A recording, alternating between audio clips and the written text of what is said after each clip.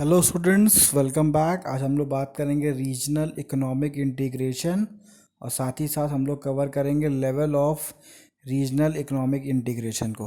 ठीक है, तो ये इसका पार्ट है, तो उसके लेवल्स को भी हम लोग इसी में कवर करेंगे। तो ये जो टॉपिक है ये आपका नेट का कॉमर्स का जो कि जिसका कोड है 08, उसका यूनिट 1 का टॉपिक है। तो प्लीज़ स्टार्ट करते हैं। Regional economic integration. Regional economic integration refers to the agreement among the countries in a geographic region to reduce and ultimately remove the tariff and the non-tariff barrier of the free flow of goods and services and factors of production between each other, the various level of ERIR. तो अगर आप economic regional economic integration की बात करेंगे तो ये एक तरीके से एक एग्रीमेंट है जहाँ पे हम लोग फॉरेन कंट्रीज़ के बीच में जो टैरिफ होता है, ठीक है, कि अगर आप हमारे यहाँ कुछ सेल करने आते हैं या फिर हम आपके यहाँ कुछ सेल करने जाते हैं तो आपको इतना प्राइस पे करना पड़ेगा। जो टैरिफ्स कंपनीज चार्ज करती है, कंट्रीज जो चार्ज करती है, उसको रिमूव करना। क्यों रिमूव करते हैं? रिमूव करने का कारण ये होता है कि ज़्यादा से ज़्यादा कंट्रीज़ आपस में ट्रेड कर सकें। ठीक है, तो रीजनल इकोनॉमिक इंटीग्रेशन जो एग्रीमेंट बनाया जाता है वो इसीलिए बनाया जाता है ताकि ज़्यादा से ज़्यादा फॉरेन ट्रेड को प्रमोट किया जा सके। ताकि अगर टैरिफ नहीं रहेगा तो हर एक कंट्री के लोग हर एक कंट्री की कंपनीज जो हैं वो दूसरी कंपनीज में ईजिली जाके बिजनेस करेंगी, क्योंकि टैरिफ के वजह से बहुत सारे लोग पीछे हट जाते हैं। क्यों? क्योंकि उनका गुड्स महंगा पड़ने लगता है, फिर वहाँ पे वो कंपटीशन मीट नहीं कर पाते और बिज़नेस से बाहर हो जाते हैं। तो ये रीजनल इकोनॉमिक इंटीग्रेशन जो एग्रीमेंट है ये बहुत ज़्यादा हेल्प करता है कंपनीज़ को, क्योंकि ये कंट्रीज़ के बीच में टैरिफ्स को हटा देता है। अब आते हैं इसके लेवल्स के बारे में बात करते हैं, क्या क्या लेवल्स हैं। There are the 4 main types of the regional economic integration. पहला है free trade area. This is the most basic form of the economic cooperation. Member countries remove all the barriers to the trade between themselves but are free to independently determine the trade policy with the non-member nation. An example is North America Free Trade Agreement. तो ये जो free trade agreement जो होता है, free trade area जो हम जिस level के बारे में बात कर रहे हैं, इसमें क्या होता है, जो भी जितने भी मेंबर कंट्रीज़ होती हैं, अगर 3-4 कंट्री मिलके अगर मेंबर बन रही हैं कि चलो हम लोग आपस में बिजनेस करेंगे और जो टैरिफ्स है उसको माफ़ कर देंगे, हमारे जो 4 कंट्री के बीच में जितना भी बिजनेस होगा उसमें कोई टैरिफ नहीं लगेगा, तो ये फ्री ट्रेड एकदम पूरा फ्री कर देती हैं। ठीक है, तो पहला हमारा जो लेवल होता है वो पूरा फ्री करने का होता है। और लेकिन इसमें एक पॉइंट रहता है कि जो ट्रेड पॉलिसीज़ है वो ये लोग डिसाइड करती हैं। ठीक है, but are free independently determined trade policy with the non member nation. मतलब जो लोग नॉन मेंबर नेशन है, भाई 4 कंट्री हमारे मेंबर नेशन हो गए, हमारे एग्रीमेंट के पार्ट हो गए, तो उनके लिए तो कोई दिक्कत ही नहीं, आइए खूब बिजनेस करिए हमारी कंट्री में। लेकिन जो नॉन मेंबर कंट्रीज़ है, जो हमारी कंट्री से जो हमारे एग्रीमेंट के मेंबर नहीं है, उनसे उनके लिए रेस्ट्रिक्शन कुछ रहेगा, उनके लिए कुछ ट्रेड पॉलिसीज़ बनाई जाएगी। तो इसका एग्जांपल जो है वो है north America fair trade agreement. इसको अच्छे से याद कर लीजिएगा, एग्ज़ाम में पूछता है फॉरेन ट्रेड एरिया का एग्जांपल बताइए। ठीक है, नेक्स्ट आते हैं कस्टम यूनियन। तो कस्टम यूनियन में क्या आता है, this type provide for the economic cooperation as in a free trade zone, barrier to the trade are remove between the member countries. Their primary differences from the free trade area is that member agree to treat trade with the non-member countries in a similar manner. तो custom union trade में क्या होता है, यहाँ पे जो हमारे members country होते हैं उनके लिए तो फ्री ट्रेड हो जाता है, चलो भाई हमारे जो आप एक तरीके से जिसके साथ मैंने एग्रीमेंट किया है उनके लिए तो हमने सारे बैरियर हटा दिए।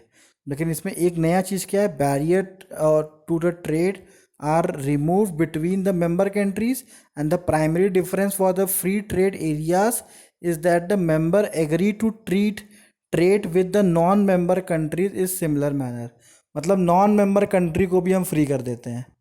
तो जो एग्रीमेंट बनाते हैं वो तो वो फ्री हमारे होते ही हैं, प्लस नॉन मेंबर अगर कंट्री हमारे पास आ रही है बिजनेस करने के लिए तो उनको भी कहते हैं चलो भाई ठीक है फॉरेन ट्रेड करो, कोई दिक्कत नहीं है, हमारे कंट्री में आओ, आपको ट्रेड पॉलिसी हमारी एकदम फ्री है, आइए आराम से ट्रेड करिए, कोई टैरिफ वैरिफ देने की ज़रूरत नहीं है। नेक्स्ट आते हैं common market. This types allowed from the creation of the economically integrated market between the member countries. Trade barriers are removed as are any restriction on the movement of the labor and the capital between the member countries. Like custom union, there is a common trade policy of the trade with the non-member nation. The primary advantage to the worker is that they no longer need a visa or a work permit to work in the another member countries of the common market. तो common market में फ़ायदा क्या है कि यहाँ पे trade तो चलिए फ्री हो जाता है, कोई दिक्कत नहीं है, वो तो कोई नया चीज़ नहीं, लेकिन यहाँ पे अब लेबर का मूवमेंट भी फ्री कर देते हैं कि बिना वीज़ा के हमारा लेबर दूसरी कंट्री में जाके वर्क कर सकता है। ठीक है, तो इसको भी हम बोलते हैं कॉमन मार्केट। तो यह मतलब हमारे कंट्री का मार्केट और दूसरे कंट्री का मार्केट एकदम कॉमन हो जाता है, बिना वीज़ा के हमारा लेबर जाके वहाँ पे वर्क कर सकता है। तो ये और ज़्यादा छूट देने की बात हो गई कि यहाँ पे हम लोग मतलब ह्यूमन कैपिटल को भी एक तरीके से छूट देते हैं ताकि वो आके हमारे कंट्री में वर्क कर सकें। नेक्स्ट आते हैं economic union. This type is created when the countries enter into the economic agreement to remove barrier to the trade and adopt common economic policies. An example is European union. तो इसमें क्या होता है, ये जो trade होता है इसमें कंट्रीज़ के बीच में एक एग्रीमेंट होता है बैरियर्स को रिमूव करने के लिए, और यहाँ पे जो कॉमन इकोनॉमिक पॉलिसी होती है उसको ये अडॉप्ट कर लेते हैं। इसको हम लोग बोलते हैं इकोनॉमिक यूनियन। क्लियर है? इसका एग्जाम्पल हो गया यूरोपियन यूनियन। अब आता है in past decades there has been an increase in this trading block with more than 100 agreement in the place and more in the discussion. A trade block is basically a free trade zone or near free trade zone formed by one or the more tax tariff and trade agreement between two or more countries. Some trading blocks have resulted in the agreement that have been more substantive than other in creating economic cooperation of the course. These are the pros and cons of creating regional agreement. यहाँ पे क्या बता रहे हैं कि जो हमने ऐसे रीजनल एग्रीमेंट करके रखे हुए हैं दो कंट्री के साथ, 4 कंट्री के साथ, तो ऐसे एक कंट्री के पास कम से कम 100 एग्रीमेंट हो जाते हैं। ठीक है, तो इसमें एक ट्रेड ब्लॉक बना देते हैं जो कि एकदम ट्रेड फ्री जोन होता है, जहाँ पे बिना एग्रीमेंट के ही आप वहाँ पे बिज़नेस कर सकते हैं, मतलब वहाँ पे उस कंट्री में जाके बिज़नेस कर सकते हैं। तो ये भी एक सही तरीका है ट्रेड को मतलब प्रमोट करने का। तो यहाँ पे पहले से ही हमारे कंट्रीज़ जो चाहती हैं कि हमारे यहाँ फ्री ट्रेड हो, वो ऐसी कंट्रीज़ को हम लोग फ्री ट्रेड जोन में डाल देते हैं। तो वहाँ पे एक फ़ायदा होता है कि फिर उनको बार बार एग्रीमेंट नहीं करना पड़ता, ये डायरेक्टली वहाँ पे कोई भी कंट्री वाले जाके ट्रेडिंग का काम कर सकते हैं। नेक्स्ट आते हैं the pros of the creating regional agreement including in the following. तो क्या फ़ायदा होता है रीजनल ट्रेडिंग एग्रीमेंट बनाने का? पहला है trade creation. These agreement creates more opportunities for the countries to trade with one another by removing the barriers, trade and investment due a reduction or a removal of the tariff. Cooperation result in the cheaper price for the consumer in the bloc countries. Studies indicates that the regional economic integration significantly contributes to the relatively high growth rate in the less develop countries. तो trade सबसे अच्छा फ़ायदा ये होता है अगर आपकी country trade जो टैरिफ्स को हटा रही है, ट्रेड को फ्री कर रही है, तो फ़ायदा तो ये होता है पहले तो बिज़नेस 2 कंट्री के बीच में ईजिली हो जाता है, प्लस दूसरा फ़ायदा ये होता है जो हमारे कस्टमर होते हैं उनको गुड्स सस्ते में मिलने लगता है। ठीक है, क्योंकि यहाँ पे टैरिफ लग नहीं रहा है, तो जितने रुपए में वहाँ मैन्युफैक्चरिंग हो रहा है थोड़ा मोड़ा प्रॉफिट लेके वो दूसरी कंट्री में बेच दिए। तो कस्टमर का यहाँ बड़ा अच्छा फ़ायदा होता है कि कस्टमर को अच्छे गुड्स कम प्राइस में मिल जाते हैं, मतलब इंटरनेशनल लेवल के। Employment opportunities: by removing the restriction on the labor movement, employment integration can help the expand the job opportunities। तो एम्प्लॉयमेंट अपॉर्चुनिटीज़ ये बढ़ जाती हैं क्योंकि अब कंपनी हमारे यहाँ आके बिजनेस कर रही है, तो कहीं ना कहीं हमारे लोग को जॉब देगी ही। तो इसका ये भी फ़ायदा है कि एम्प्लॉयमेंट अपॉर्चुनिटीज़ भी बढ़ जाती है। नेक्स्ट आते हैं consciousness and the cooperation. Member nation may find it easier to agree with the similar number of the countries. Regional understanding and the similarities may also facilitate the close political cooperation।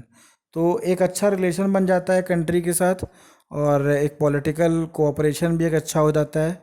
तो अच्छे relation से वो relation अच्छे हैं तो आगे चल के काम आएंगे ही। ठीक है, तो फ्री ट्रेड का ये सब हमारा फ़ायदा होता है। अब नेक्स्ट आते हैं क्या कौन से क्या नुकसान होते हैं फ्री ट्रेड के।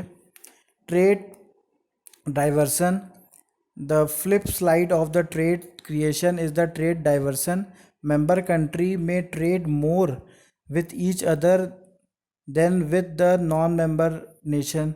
This may be increase in the trade with the less efficient or the more expensive procedure because it is a member country, and in this sense weaker companies can be protected inadvertently with the block agreement acting as a trade barrier.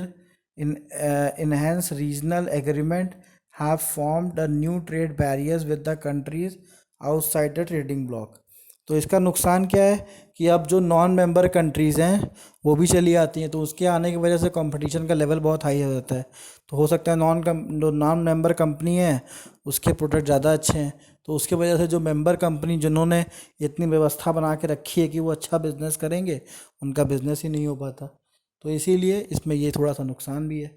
Next है employment shift and reduction: countries में move production to cheaper labour market in the member country. Similarly work में move to gain access to the better job and the wages. Certain shift in the employment can tax the resources of the member countries।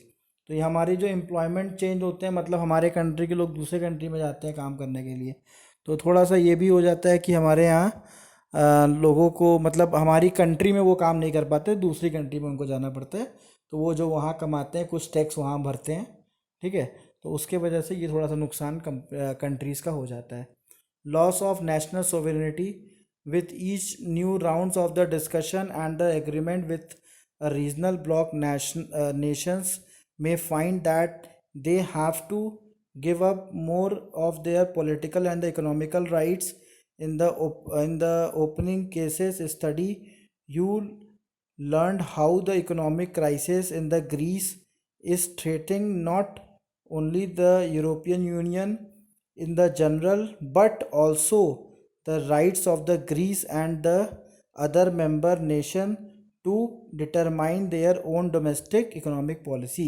यहाँ पे क्या है कि आपके जो country का अस्तित्व है वो ख़त्म हो जाता है, नेशनल सोवरेनिटी ख़त्म हो जाती है, क्योंकि नई नई कंट्रीज आके आपके यहाँ बिजनेस करती है और सारे लोग उस कंट्री से कनेक्ट हो जाते हैं। ठीक है, तो कहीं ना कहीं अब जो लोग हैं उस कंट्री पे अब निर्भर होने लगते हैं, तो जो आपकी नेशनल सोवरेनिटी है वो ख़त्म होने लगती है। तो कुछ नुकसान भी होते हैं। थैंक यू स्टूडेंट्स, हमारे चैनल को लाइक करिए, सब्सक्राइब करिए, शेयर करिए।